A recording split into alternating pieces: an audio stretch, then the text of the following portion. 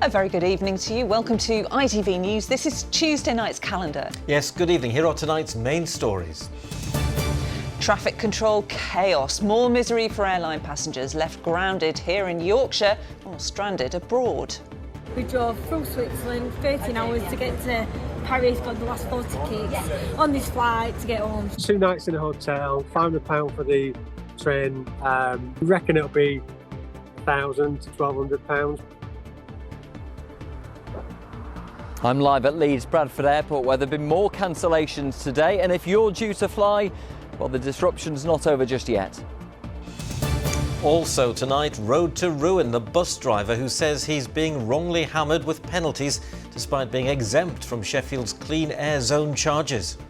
At the moment I've got about 64 fines, and Sheffield City Council say I owe them around about £18,000. It's causing me stress to a point where is it even worth winning anymore? The stress is just unbelievable. Yeah, I mean, I can go home today, I know I'm going to get 5 or 6 fines.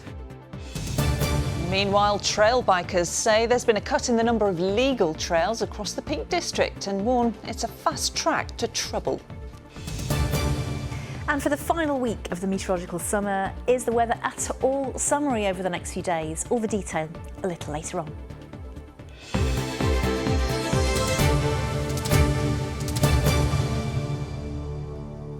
First tonight to the ongoing misery for airline passengers here and around the world who've been caught up in a major IT glitch which has seen planes grounded and hundreds of flights cancelled altogether. The region's biggest airport, Leeds Bradford, was hit by delays following yesterday's air traffic control issues, which have continued to knock on until today. While many passengers from our region remain stranded abroad, trying to work out a way home.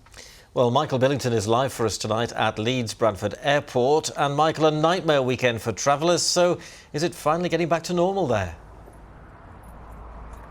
Well, it's not good news, I'm afraid, Ian. I've counted up 9 flights, both departures and arrivals, that have been cancelled here today, and plenty more delayed as well. But spare a thought for those who are stranded abroad this evening.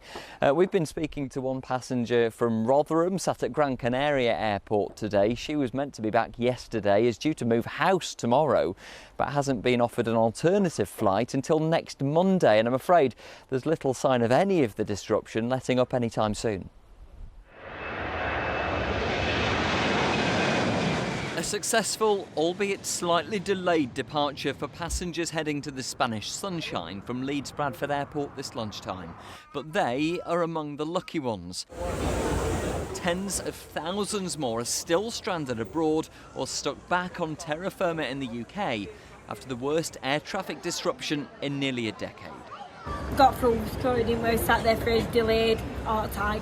Then they come up, emails on his phone, flight's been cancelled. Sam and Maria only learnt there was a problem when they got to the airport in Venice as they rushed back home to Sheffield after their daughter was taken to hospital. We drove through Switzerland, 13 hours to get to Paris, got the last 4 tickets on this flight to get home, so I don't know.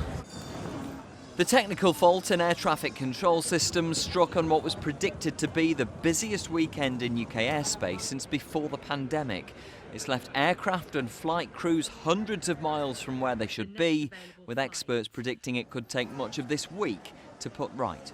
To get that realigned takes a bit more than just flicking a switch. It will take hours and days likely for many routes to be reinstated as they should be at this time of year. 2 nights in a hotel, £500 for the train, evening meal last night, evening meal tonight. We reckon it'll be £1,000 to £1,200. It's been a costly delay for the Smales family from Wakefield. They were only in France for the weekend, but have now rebooked on a flight to Glasgow tomorrow after yesterday's return to Leeds Bradford was cancelled. You're panicking about how you're going to pay for it, how you're going to get back to work eventually. What the logistics are going to be for when you get back home to then, manage to get the car picked up. It's not really an extended holiday. It's just lots of stress. You just want to go home. You know what I mean? It's just really frustrating, and I mean, I know it's not, they can't really sort it out, but it's just, you think that they'd maybe help us out a bit, like getting a hotel instead of having to book it ourselves. Today, the government's putting pressure on airlines to step in to help passengers still stranded abroad. Airlines have a responsibility to get them home, either on a new flight or on a flight with an alternative airline. And if they have to stay overnight, their airline has to pay for their accommodation and provide them with food and drink as well. Airports and airlines say they're working to clear the backlogs, but with more than 1,500 flights affected across the UK, there are warnings of more disruption to come. It's obviously affected a lot of people, and there's a good deal of work left to do, isn't there, Michael? What have airport bosses and operators had to say at Leeds Bradford? Well, not much from the airport itself other than to say that customers should check with their airline before they come here. Meanwhile, Jet2, which of course has its main base here at Leeds Bradford Airport, has apologised to customers whose holidays and flights have been affected. They say all of this is of course completely out of their control, but they are putting on extra flights on top of their schedule to bring their customers home. Michael, thank you very much. Live at Leeds Bradford Airport. Next tonight, a bus driver in Sheffield says he's been wrongly fined a total of almost £20,000 despite being exempt from the city's clean air zone charges. Kai Moynihan says his journeys into the city are for school trips, but he doesn't get given the notice that the council needs to process his exemption. So instead, he's having to spend endless hours appealing against his fines. Adam Fowler has the story. Kai Moynihan has been driving buses in Sheffield for 18 years, but now he says his business is under threat. At the moment, I've got about 64 fines, and Sheffield City Council say I owe them around about £18,000. Kai says every single fine has been through using his buses for school trips, which is supposed to be exempt from the clean air zone charges. But the council requires 5 days' notice, and that isn't always possible. For example, you've got Sheffield Wednesday Academy down here. They might win a game on this pitch, they might want a bus tomorrow. They'll come and see me in the office, can we have a bus tomorrow? Yeah, you can have a bus, but I've not given Sheffield City Council 5 days notice, so I automatically know that I'm going to get a £50 fine. It's still a matter of days before you get it. But Sheffield City Council are taking that long to send these fines, so some of these fines are 2 or 3 months old. At least 250 people die every year in Sheffield because of poor air quality. The clean air zone was introduced in February in an effort to improve the situation. It covers the inner ring road and city centre and is £10 a day for polluting vans, LGVs and taxis, £50 for coaches, buses and lorries. But buses used for educational school trips are exempt. Kai says he has to start work 2 hours early every day just to deal with the admin. It's causing me stress to a point where, is it even worth winning anymore? The stress, it's just unbelievable. Yeah, I mean, I can go home today, I know I'm going to get 5 or 6 fines. I'm going to be up on Saturday morning because I like to spend a weekend to myself. I ain't got a weekend to myself because I'm having to fill these fines in just for them all to go to a tribunal, just for Sheffield City Council not to turn up or even get in touch with a tribunal. That they just get quashed. It's just an absolute joke. Sheffield City Council says we can't comment on individual cases. However, we urge business owners to check the information on our website and ensure they're submitting the correct evidence for each exemption application. This will help to avoid delays and prevent the driver from receiving fines. It's absolutely critical to have a clean air zone. But wouldn't it be great if that fine could be deflected minus some sort of admin charge to an investment into a clean vehicle for that person? So you have a choice. You can have a punitive fine if you just say, no, I'm just going to drive in there.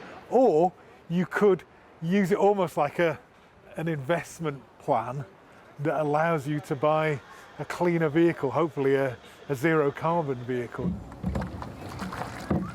Kai's now looking into legal action to be compensated for the extra time the clean air zone is costing his business, and says if the stress continues, he'll consider selling up altogether.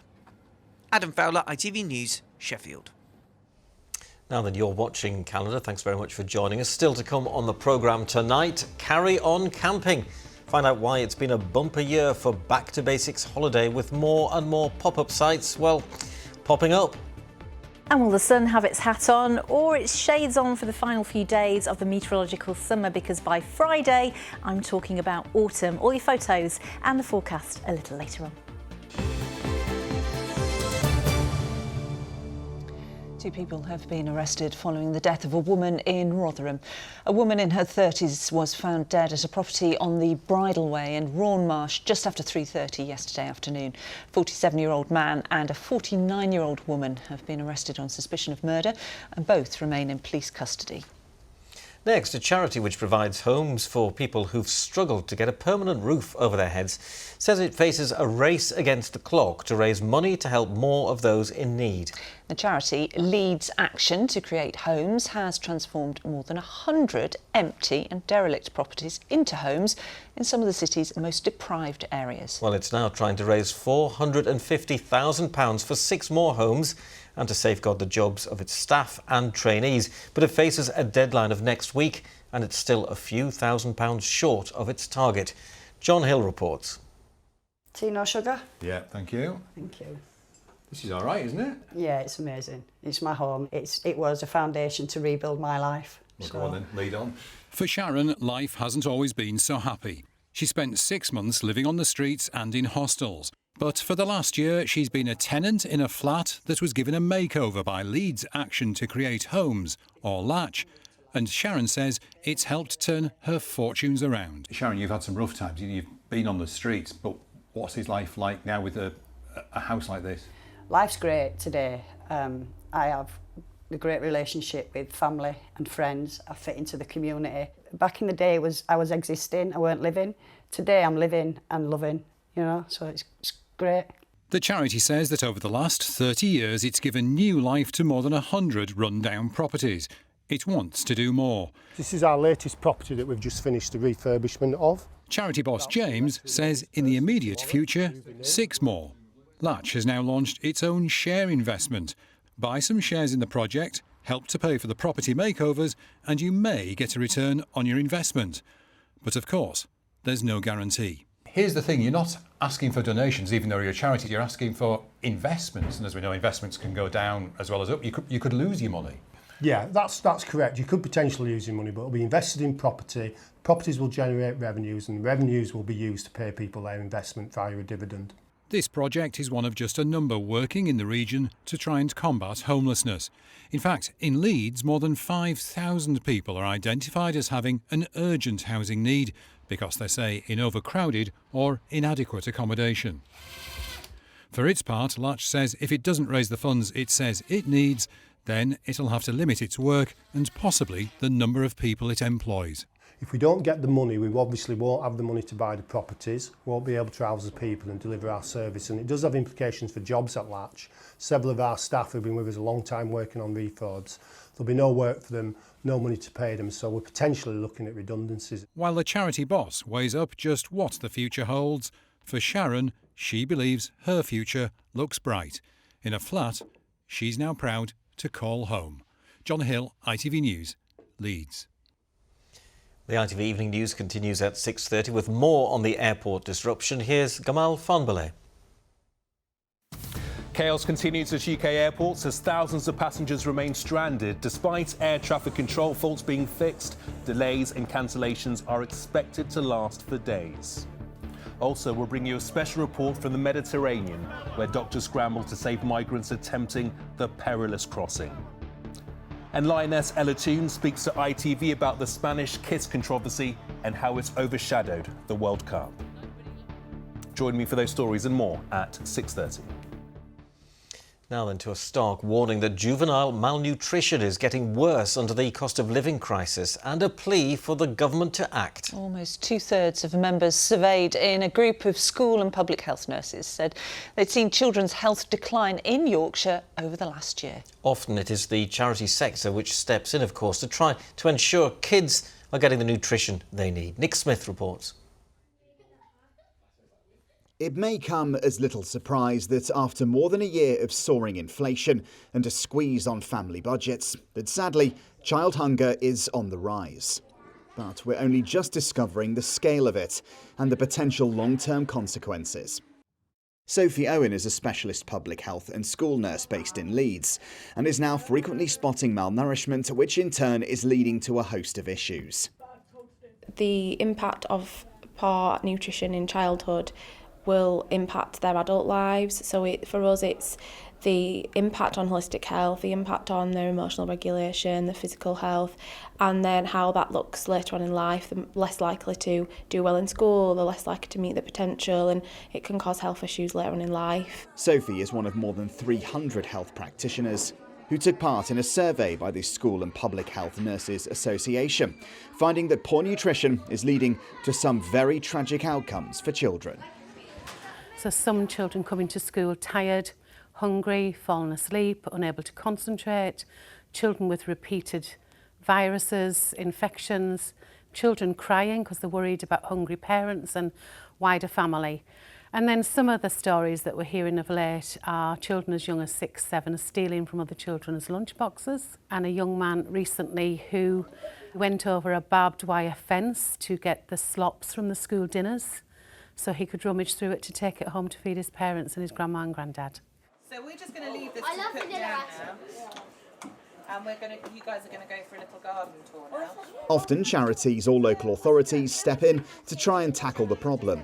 These sessions see them cook a nutritious meal with fresh ingredients and learn more about where their food comes from. I think a good diet is like all the healthy food like tomatoes and apples and oranges, strawberries, because I mostly eat some of them. I love helping everyone and picking the food and making food like Greek salad and like samosas. I think there's a big need. Holidays are very long and it's nice for children to have an opportunity to just try something different. So I think it's definitely needed. Despite calls to widen free school meal provision during and outside of term time, the Department for Education says it delivers almost 2 million meals for pupils from the lowest income families and is investing in a national schools breakfast programme. While children here can benefit from schemes like this, not everyone can access one, meaning without further investment, they risk finding their plates empty all too often. Nick Smith, ITV News. The big clean-up's been underway after the Leeds Festival. Drone footage shows how hundreds of tents, together with camping equipment, was left behind at Bramham Park by festival goers when the 3-day event came to an end. It's thought volunteers have managed to salvage some for a refugee charity. Meanwhile, police made 69 arrests over the festival weekend, 56 of them for supplying drugs. That's up on last year's total of 29 drug arrests. West Yorkshire Police say the vast majority of people had a safe and enjoyable time.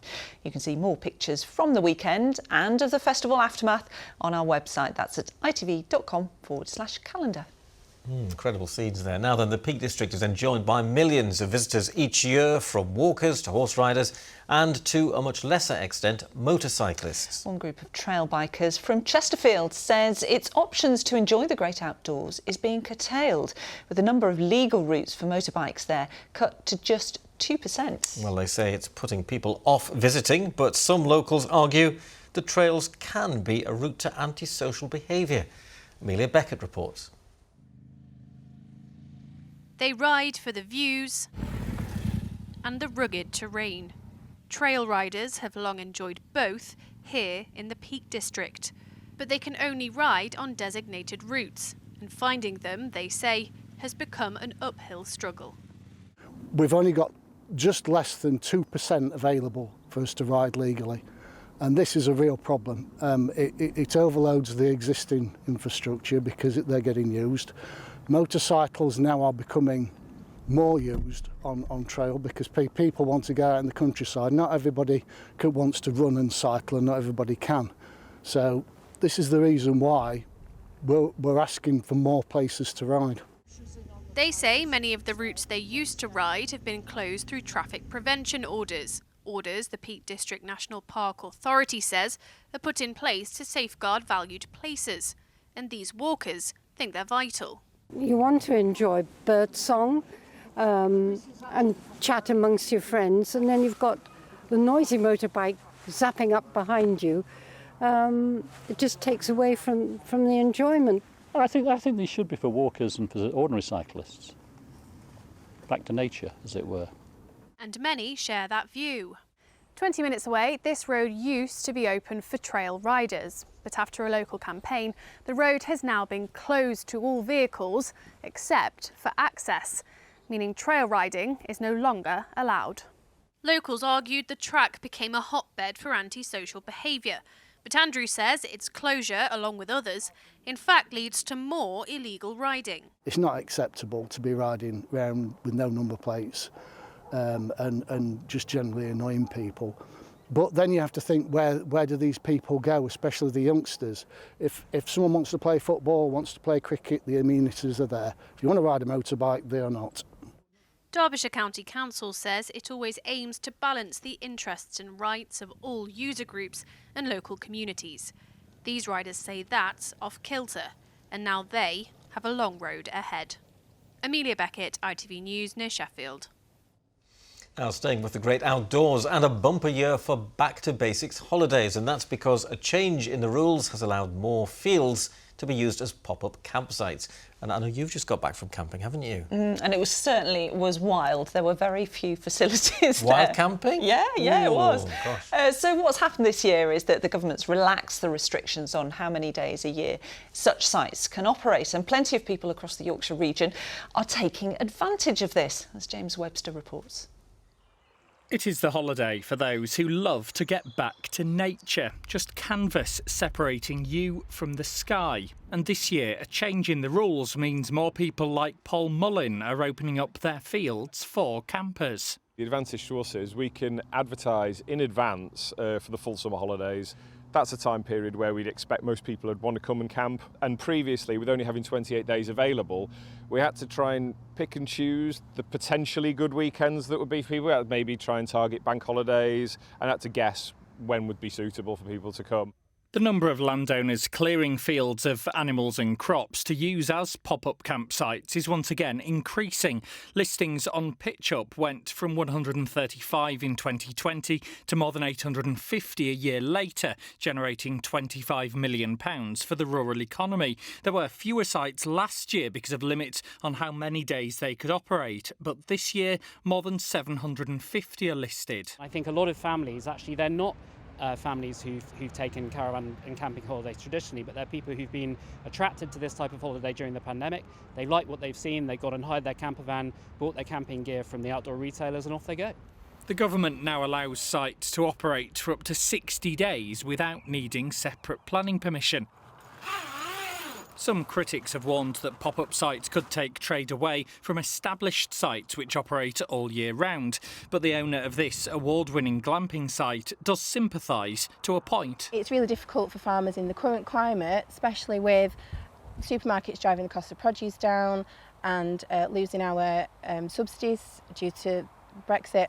So we sympathise with farmers and we're happy that they've got that lifeline.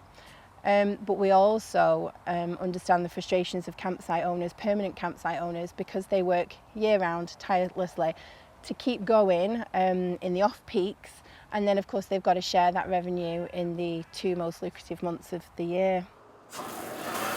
So whether it's somewhere with all the comforts of home or somewhere more basic, families seeking campsites have never had so many options. James Webster, ITV News. What was the weather like for you when you were Well, camping? it was very good, but I have to say I am a fair weather camper. So I waited for Kerry to tell me what the weather was going to be like. I am a fair weather camper as well. It has to stay dry, and it wasn't dry all this weekend, was it, for anyone going for the bank holiday weekend camping? There were quite a few downpours Saturday and Sunday, but yesterday wasn't too bad, was it? The bank holiday Monday itself was the dry. Although there's a bit of cloud there at Castle Howard, there's a whopping great balloon on top of it, and that was all to do with the Bank Holiday Balloon Festival. So it stayed dry, plenty of people there looking gorgeous as we headed through into nightfall. Today, it's been a bit of a mixture, again, either side. So yesterday was the drier day. We have had a mixture of sunshine and showers. This was the drier spell at the bus stop with a view at Oxenhope near Keighley in Bradford. A big thank you to Glyn Beck for sharing. But we've also had some whopping great downpours. This was from one of our regulars, Angie, in Scarborough. You can see, if we just go out a little bit, it actually working its way there. But Jenna, another one of our regulars, was a little bit closer, a little bit sooner, and caught this. I don't know, it looks like the Med or something. I think it looks great. A big thank you for sharing. sharing, of course, weather photos at itv.com. I've taken your name off, Jenna, so you can see all of those people on the beach there having a good time, even if it's showery. And it's actually glorious out there at the moment. The best part of the day today is out there at the moment. Oh, lovely. You know, some of my teacher friends are getting a bit down because they're going back to work soon. I know, and we've got to get there first, haven't we? Well, kicking off actually at the moment is the Atlantic hurricane season, and the strongest hurricane so far of 2023 is Franklin. It's not coming towards us, it becomes extra tropical as we head through this week, but it does shape our jet stream. So as it heads towards Greenland, it is shaping our jet stream. So low pressure perhaps Thursday into Friday, but high pressure on our charts, maybe by the last weekend of the school holidays. Here's your forecast. Good visibility on the horizon. TUI sponsors ITV Yorkshire Weather. Yes, it was definitely a mixed bag across the region today. This was midday at Robin Hood's Bay, absolutely beautiful. A big thank you to James for the shot, but within the hour there was a heavy downpour pushing its way from northwest to southeast, and that has been the mixture today and will be so for the rest of the working week. Some drier and brighter spells, showers always a threat though, and some fresher days and cooler nights. So this was the story today. Quite a cloudy start. A weather front working its way southwards this morning, generating a few showers, and then definitely that mixture for the afternoon behind that system of sunny spells and showery outbreaks. Most of those showers fading out over the next hour or so, leaving largely dry and clear conditions with temperatures taking a tumble. But we do have a second system generating a bit more cloud and still the risk of a shower as we head into the early hours. But in shelter from that westerly breeze in rural spots, we're looking at 7s and 8s overnight tonight. There is sometimes as we head into tomorrow.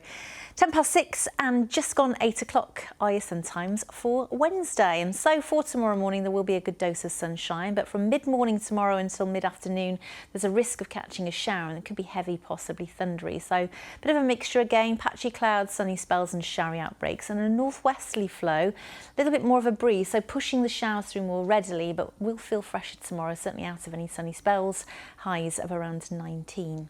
Most of those showers will fade away by 5 or 6 o'clock in the evening and leave us with a dry and clear start on Thursday, maybe some morning mist and fog. And then we've got this system threatening from the southwest for later. That should clear for Friday, hopefully again variable cloud and an odd shower, and then hopefully settling down for the weekend. TUI sponsors ITV Yorkshire Weather. There you go, some welcome high pressure on our charts by the weekend maybe, and welcome back as well. Thank you, yeah, it's good to be back. I bet you're glad to be back. Oh, yeah, I've missed you both, honest. That's it. I'll be back after news at 10 for now. Have a good evening. Good night. Good night. Bye.